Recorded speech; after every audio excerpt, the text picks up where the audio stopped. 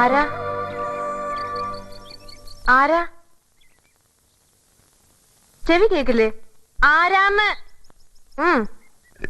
ഞാനൊരു വഴിപോക്കനാ. ഇവിടെ ചുറ്റമ്പലത്തിൽ എന്താ കാര്യം?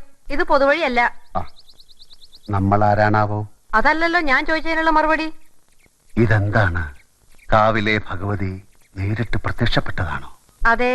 അല്ലാന്ന് തോന്നാൻ മാഷ്ക്ക് ഭഗവതിയെ മുമ്പ് കണ്ട പരിചയമൊന്നുമില്ലല്ലോ. ഉവ്വോ? സത്യം.